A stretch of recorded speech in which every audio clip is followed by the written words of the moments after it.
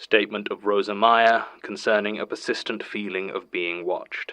Original statement given July 12th, 1972. Audio recording by Jonathan Sims, head archivist of the Magnus Institute, London. Statement begins. It's still there, still watching me. There's nowhere I can go, no place I can hide, that it doesn't keep looking at me. I don't know why.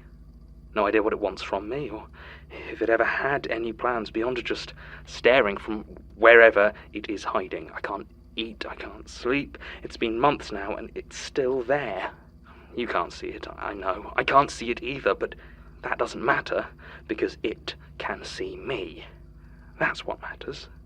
I can feel its gaze burrowing into the back of my neck.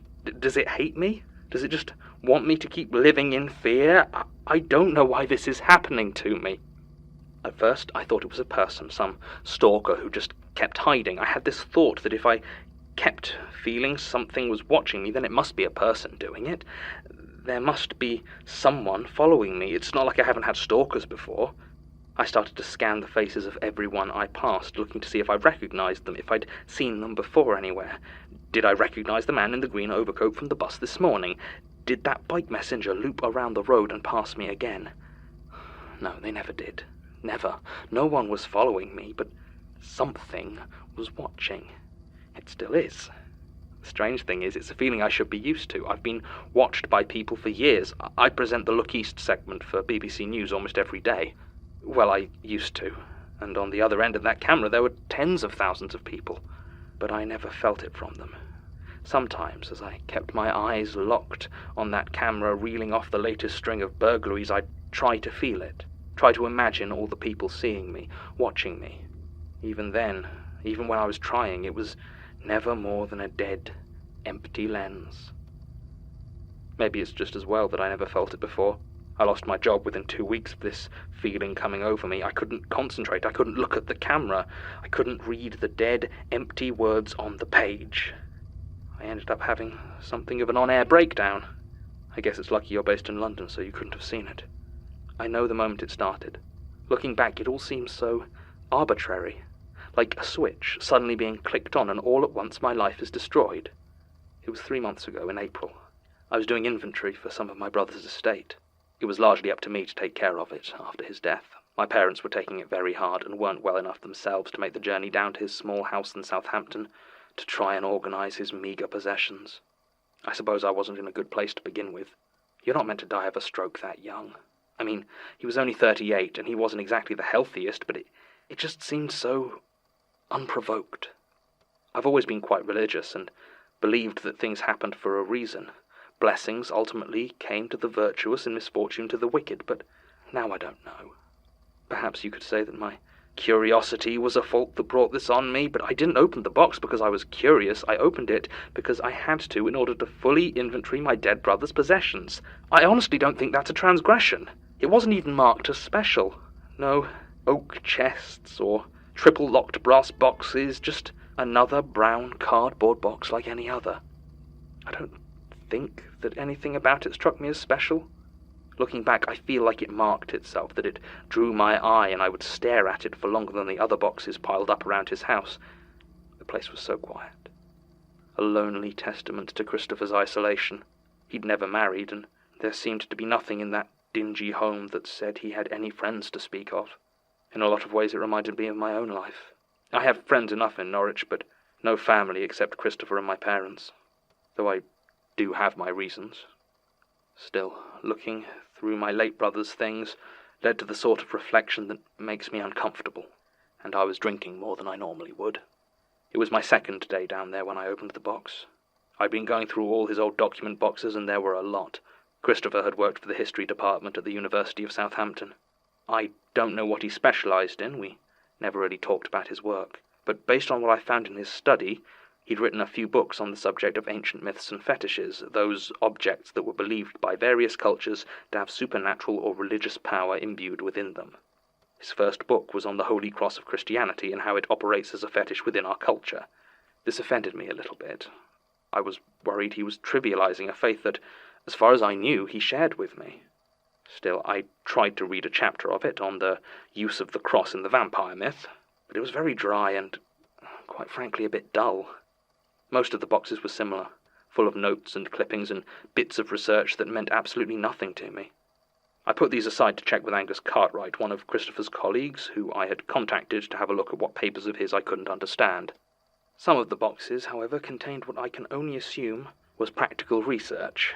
Fetish objects and totems from all around the world, small animal figures carved from bones, strings of glass beads tied together in intricate knotted patterns, grotesque quasi-human statuettes made of wood and old leather. Some of them were more than a little bit unsettling, but only one managed to send me spiraling into the place I am now. As I said, it was one of the last boxes I opened on the second day. It was late, and I had already made my way through most of a bottle of wine. The more I think about it, the more I think that opening that box felt no different to any of the others. No odd feelings, no smells, nothing. It was just a box, empty of everything except a single type-written note and an old hand mirror. It lay inside, utterly innocuous. If it was a trap, there was no way to tell. I picked up the note first.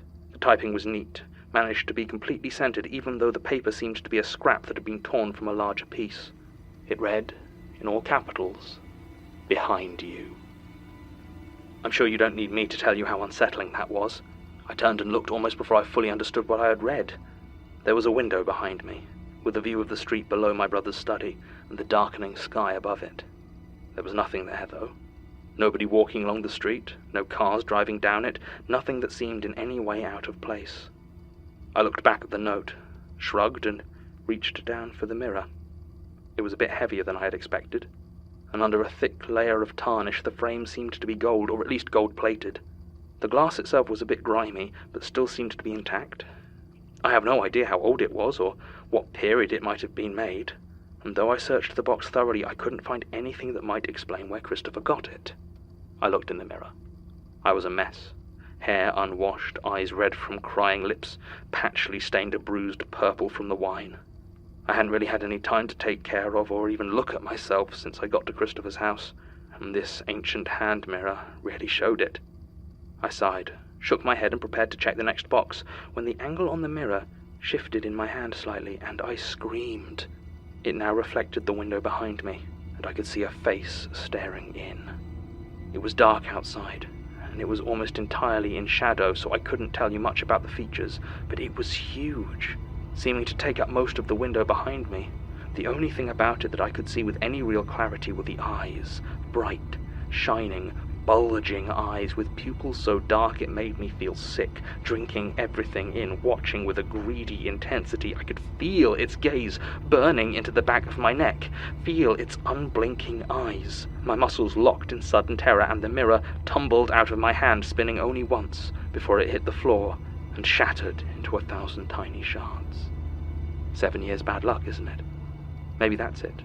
Maybe I have to feel this horrid, aching panic of the eyes I know are following me for 7 years before they finally leave. I hope not. But maybe even that's wishful thinking. Maybe this is now my life forever, and it will never, ever stop. I've tried to think whether I'd be able to go on if that was the case. I think I'd try, at least until my parents passed away. I couldn't stand for them to lose both children. Obviously, that was when my real problems began. I could write the face off as a brief but horrid hallucination, but the feeling of being under constant scrutiny and observation isn't something I can explain away so easily. I've considered the possibility that I'm just going insane. Being watched is not an uncommon symptom of psychosis or schizophrenia, and I've been keeping an eye out for the other symptoms, but in all other ways I feel fine. It's true, I'm finding it hard to concentrate, but that's only because I can't sleep, because they're watching me, those unseen eyes that hover everywhere and won't let me rest. I'm not mad. I'm sure I'm not mad. I still have what's left of the mirror. It's just a bent gold frame now. I tried to have new glass put in, but the only eyes it showed were mine. I did talk to Angus, though. He seemed a little bit unnerved by the line of questioning I was pursuing, or maybe just by how intensely I was asking the questions, but he answered me. He didn't recognize the mirror, but a few years ago, Christopher was looking into writing a book on the totems of what he called outer cults, small, organized groups of worshippers whose beliefs weren't simply deviations from paganism or other major religions, but seemed to focus on holy beings or concepts completely apart from what would be considered normal religious practice. Some seemed to have more in common with ancient shamanism than with organized hierarchical worship, and all were highly secretive. Christopher had apparently collected several artifacts considered holy by certain of these sects, though I could find no details among his documents. Angus couldn't be sure, but he believed that the mirror might have been one such object. Christopher had apparently abandoned the project about a year before his death, choosing instead to pursue a line of research into Inuit ceremonial carvings. And here's where we finally come to why I'm here, because Angus told me that my brother wasn't researching alone. He had apparently logged several trips to London in order to consult with your institute. I don't know why or what about, and no one here seems to be able or willing to help me find out, but he was here. I'm not going to rest until I find out why. Not that I could rest anyway. Those eyes still haunt my dreams and follow me through the waking world. Even here. Especially here. Statement ends. A bit of an odd one, this. The mid-late 20th century seems marginally better filed than most of the archives, so we haven't seen as many rogue statements cropping up from that period. Most of the details from Ms. Meyer's statement seem to check out. Sasha got a confirmation from the BBC that she had indeed been one of the anchors for the Look East Evening News between 1970 and 72, until she suffered a nervous breakdown and damaged several cameras in their Norwich studio. Martin's checking with the University of Southampton also seems to confirm the details of Christopher Meyer's life and death. I even tried to read one or two of his books, but they were a bit dry even for me, and didn't appear to have any particular relevance to the case. I've been unable to locate any evidence that he made use of the Institute's library or consultation services, but even these days those records aren't kept in as much detail as they really should be, so that doesn't necessarily mean he wasn't here. What's most interesting is what Tim found out about the final 2 decades of Ms. Meyer's life before she died in prison in 1993. Following this statement, she apparently spent almost 12 years working low-level service jobs until both her mother and father passed away of cancer and heart disease respectively. There's nothing notable about this period in any official records, but on October the 24th, 1984, she murdered a delivery van driver named Danilo Kostic. She unloaded the van's normal cargo of filing paper and envelopes before filling it with several barrels of petrol. She was apprehended just south of Vauxhall Bridge after she jumped a red light and collided with another car. Luckily, the petrol did not ignite, and she was picked up by police as she tried to flee the scene. Originally charged with reckless driving, it didn't take long for them to connect her to the murder of Mr. Kostic, and she was given a sentence of 17 years in HMP Holloway. She died of pneumonia 9 years later. A bizarre and apparently motiveless crime. The one detail that still nags at me is that the company that Danilo Kostic worked for, Paper Run Limited, is the same company that, at the time, supplied most of the stationery to the Magnus Institute. I have a nasty feeling about exactly where she was taking that petrol. End recording. You don't mind if I record this, I trust? Well, to be honest... That's kind of one of the things we wanted to talk about. This is an intervention. Excuse me. If you'd rather it was an official disciplinary hearing, John, we can arrange it. Fine. Say your piece. We care about you, John. And you've been rather erratic since the Prentice incident. And we'd really like To not have to fire to you. make sure that you're doing okay. Look, I understand I've been a bit distant recently. You were watching my house. You followed me on my lunch break and searched my desk. You said I was lying about a murder. That is to say, You think we killed Gertrude? No, it's... maybe. Maybe you did. I don't know. John, this is absurd. This goes far beyond an unhealthy work environment. I'll admit it's partly my fault for letting it get this bad. I should have stepped in earlier. You still don't believe us, do you? It's not that I don't believe you. It's just... I mean, you could have done it. Seriously? Listen to yourself. Not right. We've gone a long way beyond right, Martin. There are monsters out there, and I don't know who or where they are, or if any of you... If you want me to trust you, then I'm sorry, but I need evidence. Here. And this is? A copy of all the CCTV from the week Gertrude disappeared. The police finally finished cleaning it up and examining it, and returned a copy. There aren't any cameras in the archive. But there are everywhere else, including all of the entrances into the archive, and across all of the feeds it provides a remarkably detailed account of all of our movements over that week, even yours. And you think this gives everyone an alibi? The police certainly do, but feel free to check it yourself. Thank you. I will. And let's have no more of this paranoia. I've been examining the CCTV feeds Elias gave me. It does seem to provide everyone with a solid alibi, and no one is seen entering or exiting the archives except Gertrude. At least not before Elias goes down and discovers the blood. Gertrude's own movements are somewhat erratic, and she seems to be in and out of the archives at all hours of the day and night. At some points looking rather dishevelled.